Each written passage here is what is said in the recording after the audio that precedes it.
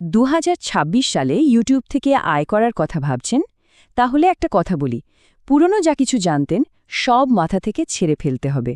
কারণ গেমটা কিন্তু পুরোপুরি পাল্টে গেছে। আর আজকের এই আলোচনাটা আপনাকে সেই নতুন পথের কথাই বলবে। ইউটিউব নিয়ে আমাদের সবার মাথায় একটা খুব সোজা হিসাব কাজ করে, তাই না? যে যত বেশি ভিউ তত বেশি টাকা। কিন্তু এই সহজ হিসাবটা আর কাজ করছে না, বিশেষ করে ২০২৬ সালের ইউটিউবে তো একদমই না। এই নিয়মটা এখন বলা যায় একেবারে ভেঙে চুরমার। তো চলুন আগে বুঝি যে পুরনো নিয়মগুলো কেন আর চলছে না। দেখুন, এখনও কিন্তু বহু ক্রিয়েটর সেই একটা স্বপ্নের পেছনেই দৌড়াচ্ছেন, অ্যাডসেন্সের স্বপ্ন, যে চ্যানেলটা মনিটাইজ হলেই হলো, তারপর তো শুধু টাকার বৃষ্টি। কিন্তু সত্যি কথা বলতে কি, সেই দিন আর নেই। ওই স্বপ্নটা এখন অতীত হয়ে গেছে। এই যে স্ক্রিনে দেখছেন, এটাই কিন্তু পুরো ব্যাপারটা পরিষ্কার করে দিচ্ছে।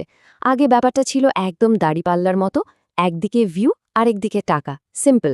কিন্তু এখনকার ইউটিউবে আসল কারেন্সি বা মুদ্রা কিন্তু ভিউ নয়, সেটা হলো ভ্যালিউ। মানে দর্শকের জীবনে কতটা ভ্যালিউ অ্যাড করা যাচ্ছে, আয়টাও কিন্তু সেটার উপরেই নির্ভর করছে। শুধু ভিউয়ের দিন শেষ। কিন্তু প্রশ্ন হলো, এমনটা হলো কেন? আচ্ছা, কারণগুলো একটু দেখি। প্রথমত হলো ইউটিউবের বিজ্ঞাপনের আয়, যেটাকে আমরা আরপিএম বলি, সেটা কিন্তু অনেকটাই কমে গেছে। তার উপর এখন একটা ফিন্যান্স চ্যানেল যা আয় করে, একটা এন্টারটেইনমেন্ট চ্যানেল তার ধারে কাছেও যেতে পারে না। এমনকি এমনও দেখা গেছে যে ৭ মিলিয়ন সাবস্ক্রাইবারের চ্যানেলও অ্যাডসেন্স থেকে বলার মতো আয় করতে পারছে না। আর শর্টস ক্রিয়েটার্সদের অবস্থা তো আরও খারাপ। তো বোঝাই যাচ্ছে, শুধু অ্যাডসেন্সের ওপর ভরসা করে বসে থাকাটা এখন আর বুদ্ধিমানের কাজ নয়। তাহলে উপায়টা কি? যদি অ্যাডসেন্সে আয়ের মেইন সোর্স না হয়, তাহলে টাকাটা আসছে কোত্থেকে? আচ্ছা চলুন দেখি, যারা এখন সফল তাদের নতুন প্লেবুকটা ঠিক কি বলছে। এখনকার দিনে আসল টাকাটা আসছে কিন্তু বিভিন্ন জায়গা থেকে, শুধু একটা সোর্স থেকে নয়। যেমন ধরুন অ্যাফিলিয়েট মার্কেটিং, অথবা নিজের কোনো কোর্স বা ডিজিটাল প্রোডাক্ট বিক্রি করা। আবার ফ্যানদের সরাসরি সাপোর্ট, চ্যানেল মেম্বারশিপের মতো জিনিসগুলো আছে। এমনকি একটা সময় যে স্পন্সরশিপকে খুব নির্ভরযোগ্য মনে করা হতো, সেটাও এখন আর নিশ্চিত কিছু না। কারণটা খুব সোজা, মার্কেটে এখন ক্রিয়েটরের সংখ্যা অনেক অনেক বেশি। কিন্তু একটা ব্যাপার আছে, এই যে নতুন নতুন আয়ের রাস্তাগুলোর কথা বললাম, এগুলো আনলক করার জন্য কিন্তু ভিউয়ের থেকেও দামি একটা জিনিসের দরকার হয়। আর সেই জিনিসটা কি জানেন? বিশ্বাস।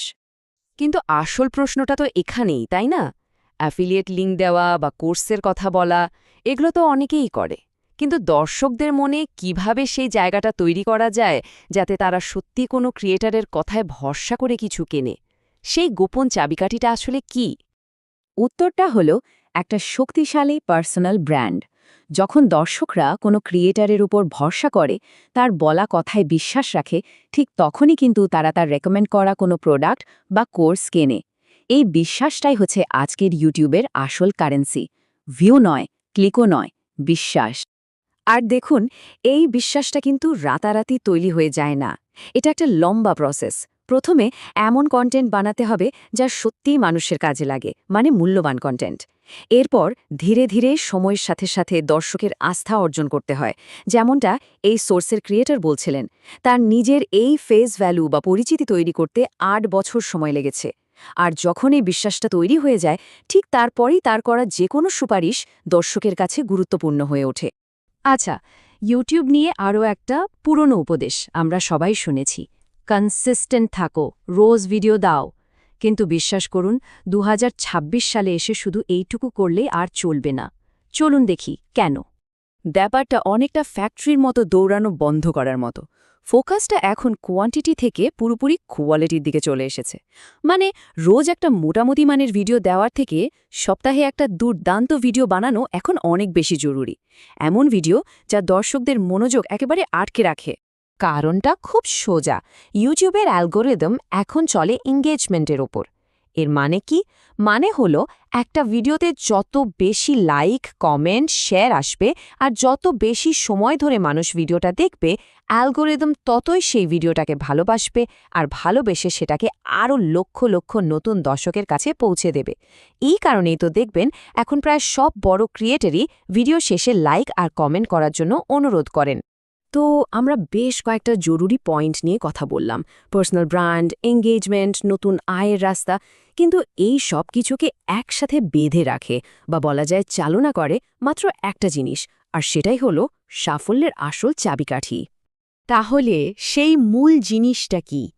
2026 সালে ইউটিউবে সফল হতে গেলে সবচেয়ে গুরুত্বপূর্ণ ফ্যাক্টর কোনটা?